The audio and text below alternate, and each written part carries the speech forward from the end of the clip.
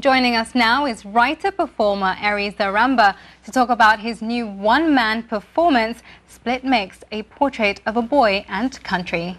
Thank you, Ery, for joining us. Thank you for having me. So let's get straight to it then. So can you tell us a little bit about the production and where the idea came from? Well, I'm first and foremost an actor, and having worked for a number of years, the time came where I thought I had to start producing my own work.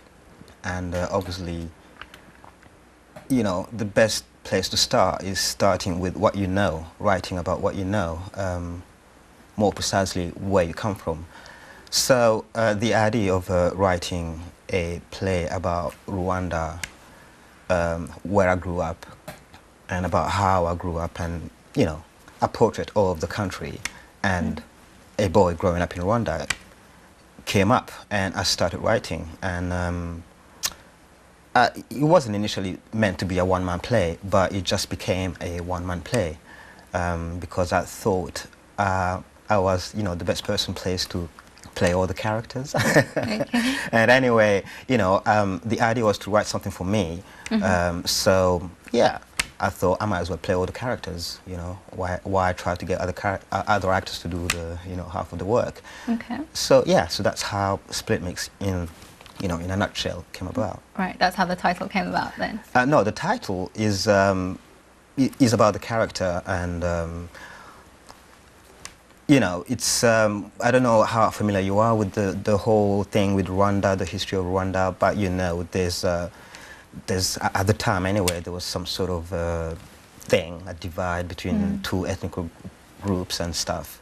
And so my idea was to explore the journey of someone who was sort of torn between the two, especially if and when the genocide took place. Right.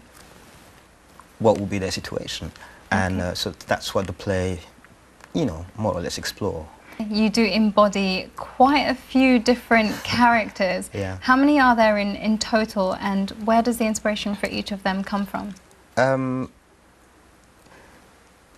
mean, there's many. I don't know. I actually haven't taken the time to count them, but I know there's quite a few, and that's because I didn't, whatever came into my head, I just wrote it down, and obviously that's all based on true events, true stories. Of course, it's all dramatized. It's a piece of theater after all.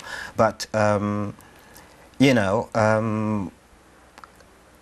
I just, instead of having the main character, for instance, narrating the story, and then they went through there, and then I prefer most of the time to actually see them going through there, and then meeting all these people. So all these people that they meet, well, there's a conversation or anything, and I sort of do that, and it's fun, and it's fun to do, and it was the best way actually for me to sort of go back into that world, go back into the the Rwanda of that time, 20 years ago, and so in a way it was kind of beneficial for me, the person, but also I think it sort of enriches the play. Makes it more theatrical, as it were. Okay. Well, you've traveled around the world with your stories. Yeah. So how do you feel about the way in which African productions and stories are being told or have developed? I think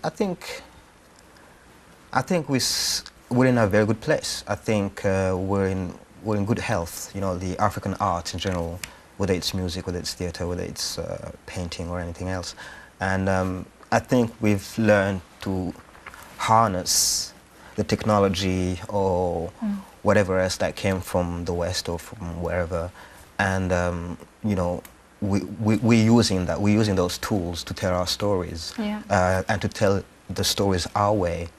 So not necessarily the the Western way, whatever. Okay. So I think we're in a good place. In a good place. Yeah. I like that. Yeah, good. Yeah. So just finally, where can people catch your show? Oh, okay. So this one we're doing is a fundraiser, and it's already sold out. But we're going to Edinburgh in That's August. the Fringe Festival. That's the Fringe Festival. Okay, and great. that'll be 3 weeks. Yeah. Okay, so people can catch you there. Oh, right. Yeah. Thank you very much. It's Thank been a you. pleasure having you. Thank you. All the best.